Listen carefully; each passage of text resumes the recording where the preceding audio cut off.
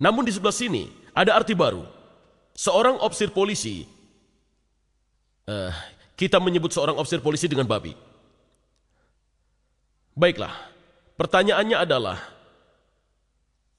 dalam Taurat dikatakan bahwa kamu tidak boleh makan babi. Atau dapatkah saya balik dan mengatakan, oh ya, itu artinya ofisir polisi, kamu tidak boleh memakan ofisir polisi? Tentu saja tidak. Dalam Al-Quran Allah berfirman, kamu tidak boleh makan babi. Bolehkah saya artikan tidak boleh makan ofisir polisi? Tentu saja tidak. Itu salah, bodoh sekali, itu bohong sekali. Muhammad tidak bermaksud ofisir polisi, Musa tidak bermaksud ofisir polisi. Kita tidak boleh membuat arti baru. Kita harus menggunakan arti yang dikenal pada masa abad pertama Masehi untuk Injil dan juga abad pertama Hijriah untuk Al-Quran. Sekarang, mari kita lihat atas apa yang dikatakan Al-Quran tentang embriologi. Oh maaf, salah ambil.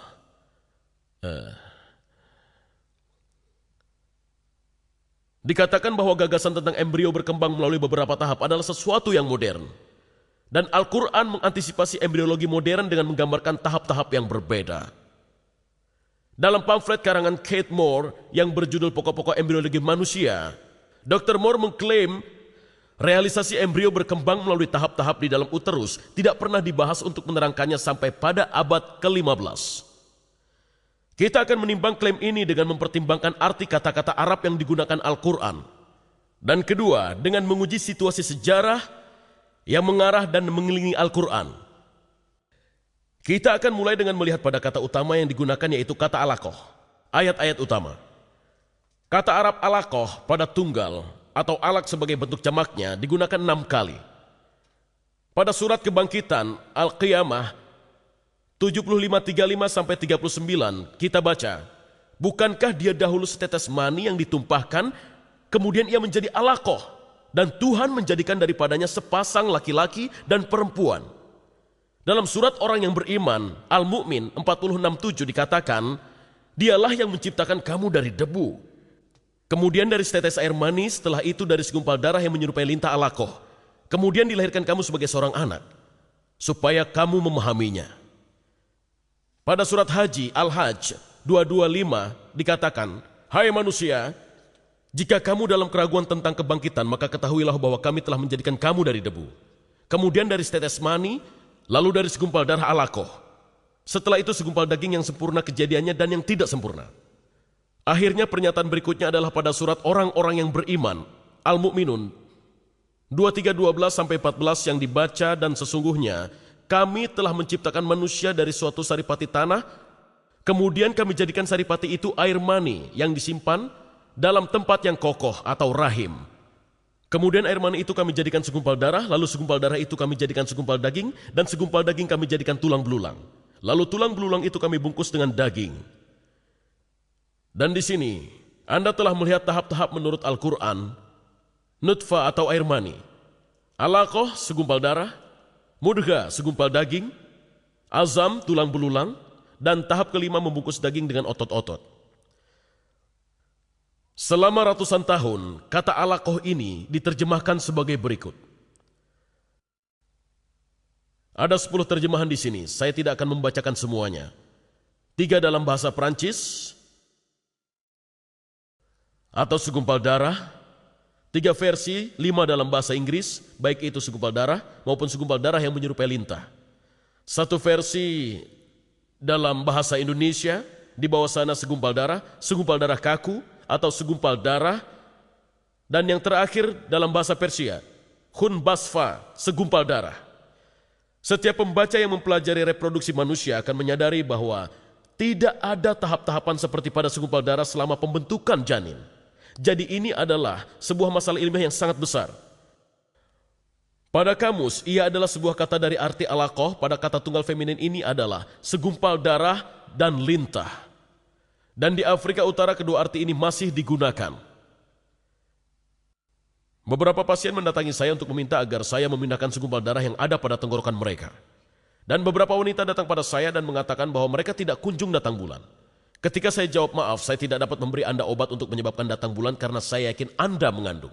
Mereka akan mengatakan mazaltem masih berupa darah. Jadi mereka memahami gagasan Al-Quran ini. Terakhir, kita harus mempertimbangkan ayat-ayat pertama yang sampai pada Muhammad di Mekah. Hal ini ditemukan pada surat ke-96 yang disebut alaqah, segumpal darah, dari kata yang sedang kita pelajari ini. Pada 96:12 kita baca, bacalah dengan menyebut nama Tuhanmu yang menciptakan manusia dari alaq. Di sini kata tersebut dalam bentuk kolektif. Bentuk kata tersebut dapat memiliki arti lain karena alaq juga berasal dari kata benda verbal dari kata alaqah. Kata benda verbal biasanya sesuai dengan degerant dalam bahasa Inggris seperti pada sense atau rasa. Maka dari itu kita dapat menganggapnya berarti menggantung atau berpegang teguh atau menganut. Namun 10 penerjemah yang terdaftar di atas juga menggunakan segumpal darah atau darah beku pada ayat ini. Di samping jumlah dan kualifikasi para penerjemah yang menggunakan kata segumpal darah, seorang dokter asal Prancis, yaitu Maurice Bucaille, mempunyai kata yang tajam untuk mereka. Dia menulis, hal apakah yang sering menyesatkan pembaca yang ingin tahu lagi-lagi masalah kosakata? Mayoritas terjemahan menggambarkan contohnya pembentukan manusia dari segumpal darah. Sebuah pernyataan semacam ini sangat tidak diterima oleh para ilmuwan yang ahli pada bidang ini. Hal ini menunjukkan betapa pentingnya sebuah hubungan antara linguistik dan pengetahuan ketika ia datang untuk menangkap arti dari pernyataan-pernyataan Al-Quran dalam hal reproduksi. Dengan kata lain, Bucaille mengatakan tidak seorang pun menerjemahkan Al-Quran secara benar sampai saya, Dr. Bucaille, datang. Menurut Dr. Bucaille, bagaimana kata itu harus diterjemahkan? Dia berpendapat bukannya segumpal darah, kata alaqah seharusnya diterjemahkan, sesuatu yang lengket, yang mengacu pada janin yang melekat pada uterus melalui plasenta. Namun seperti semua ibu-ibu yang sekarang sedang mengandung, sesuatu yang lengket tidak akan berhenti kelengketannya untuk menjadi segumpal daging. Ia terus menjadi sesuatu yang lengket yang melekat pada plasenta selama 8,5 bulan. Ketiga ayat ini berbunyi, segumpal daging itu menjadi tulang belulang dan kemudian tulang belulang itu kami balut dengan otot-otot. Mereka memberi kesan bahwa pertama-tama kerangka tubuh terbentuk dan kemudian dibungkus dengan daging, dan Dr. Bucaille tahu benar bahwa hal itu sama sekali salah. Otot-otot dan tulang rawan mengeras menjadi tulang belulang yang mulai terbentuk dari soulmate pada saat yang sama. Di akhir minggu ke-8 hanya ada beberapa pusat yang mulai mengeras, namun sang janin sudah bisa melakukan pergerakan otot tersebut.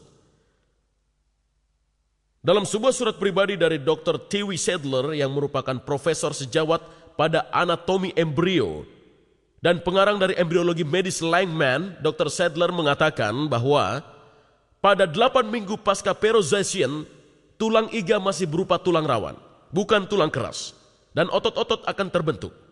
Pada saat ini juga mulai terjadi pengerasan, otot-otot akan bisa mulai melakukan pergerakan pada usia 8 minggu. Adalah lebih baik jika kita memiliki 2 saksi. Jadi mari kita lihat apa yang dikatakan Dr. Kate Moore tentang perkembangan tulang dan otot dalam bukunya Perkembangan Manusia. Kita akan menemukan informasi sebagai berikut yang disarikan dari bab 15 dan 17.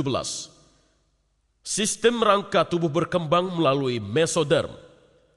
Otot-otot lemas berkembang di pucuk lemas yang berasal dari mesoderm somatik ini. Kita lihat slide ini, mungkin sulit.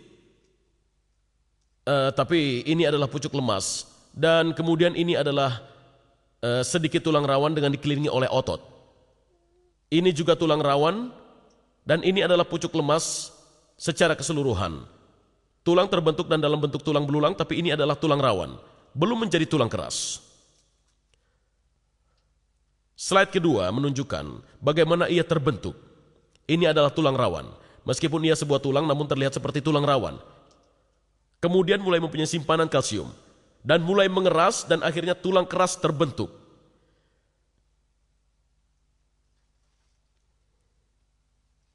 Karena sumsum tulang telah terbentuk, saya ingin kembali ke sini lagi.